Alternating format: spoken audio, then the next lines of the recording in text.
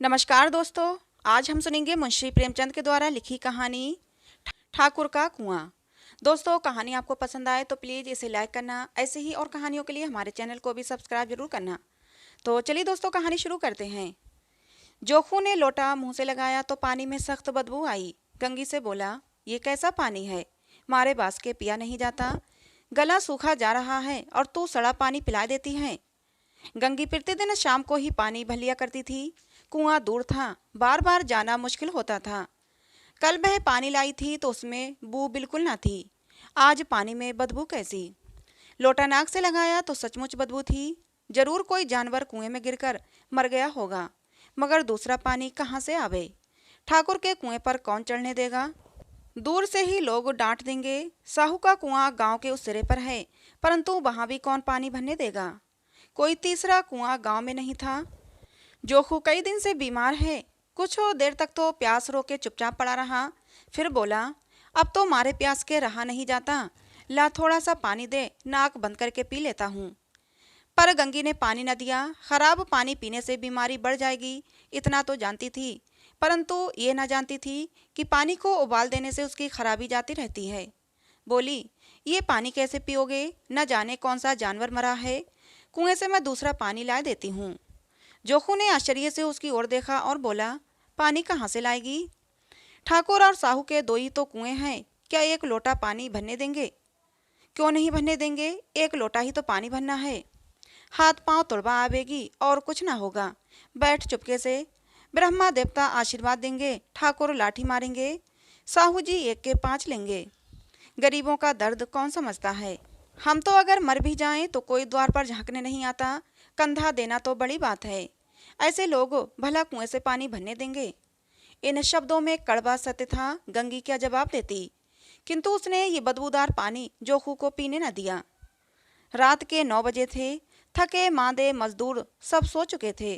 ठाकुर के दरवाजे पर 10-5 बेफिक्रे जमा थे। मैदानी बहादुरी का तो अब जमाना ही न रहा और न मौका। कानूनी बहादुरी की बातें हो रही थीं कि कितनी होशियारी से ठाकुर ने थानेदार को एक खास मुकदमे में रिश्वत दी और साफ निकल गए। कितनी अक्लमंदी से एक मार्के के मुकदमे की नकल ले आए। नाजिर और मोहतमिम सभी कहते थे कि नकल नहीं मिल सकती। कोई 50 मांगता तो कोई 100। यहाँ बेपैसे कौड़ी नकल उड़ा दी। काम करने का ढंग चाहिए। ठीक इसी समय गंगी कुएं से पानी लेने पहुंची। कुप्पी की धुंधली रोशनी कुएं पर आ रही थी। गंगी जगत की आड़ में बैठी मौके का इंतजार करने लगी। इस कुएं का पानी सारा गांव पीता है, किसी के लिए रोक नहीं। सिर्फ ये बदनसीब ही हैं जो पानी नहीं भर सकते। गंगी का विद्रोही दिल रिवाजी पाबंदियों और मजबूरियों पर चोटें करने लगा। हम क्यों नीच हैं और ये लोग क्यों ऊंच हैं, इसीलिए कि ये लोग गले में तागा डाल लेते हैं। यहाँ तो जितने हैं एक से एक छटे हुए हैं। चोरी ये करें, जाल फरेब ये करें, झूठे मुकदमे ये करें। अभी सो ठाकुर ने तो उस दिन बेचारे गड़रिए की भेड़ चुरा ली थी और बाद में उसे मारकर खा गया। इन्हीं पंडित के घर में तो 12 मास जुआ होता है। यही साहू जी तो घी में तेल मिलाकर बेचते हैं। काम करा लेते हैं, मजूरी देते इनकी नानी मरती है।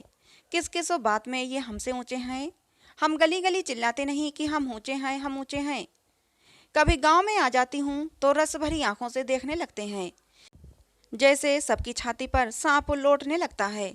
परंतु घमंड ये कि हम ऊंचे हैं। कुएं पर किसी के आने की आहट हुई। गंगी की छाती जोर जोर से धक धक करने लगी।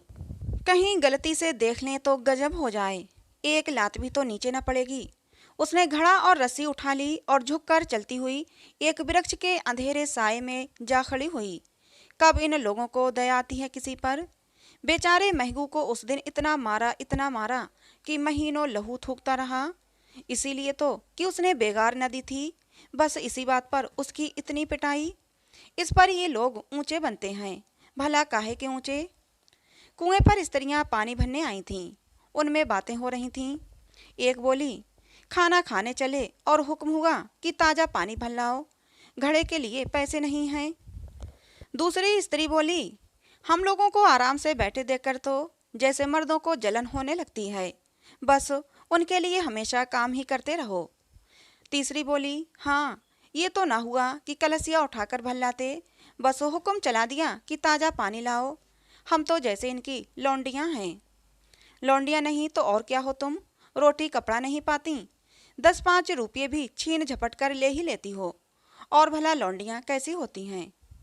मत लजाओ दीदी, क्षण भर आराम करने को जी तरस कर रह जाता है। इतना काम अगर किसी दूसरे के घर कर देते तो इससे कहीं ज़्यादा आराम से रहते। ऊपर से वह एहसान मानता। पर यहाँ तो काम करते करते मर जाओ, पर किसी का भी मुंह सीधा नहीं होता। दोनों पानी भरकर चली गईं तो गंगी वृक्ष की छाया से निकली और कुएं की जगत के पास आई। बेफिक्रे चले गए थे। ठाकुर भी दरवाजा बंद कर अंदर आंगन में सोने जा रहे थे। गंगी ने क्षणिक सुख की सांस ली। किसी तरह मैदान तो साफ हुआ। अमृत तो चुरा लाने के लिए जो राजकुमार किसी जमाने में गया था, वह भी शायद इतनी सावधानी के साथ और समझ बूझ कर न गया होगा। गंगी दबे पांव कुएं की जगत पर चढ़ी। विजय का ऐसा अनुभव उसे पहले कभी न हुआ था। उसने रस्सी का फंदा घड़े में डाला, दाएं बाएं चौकन्नी दृष्टि से देखा, जैसे कोई सिपाही रात को शत्रु के किले में सुराख कर रहा हो।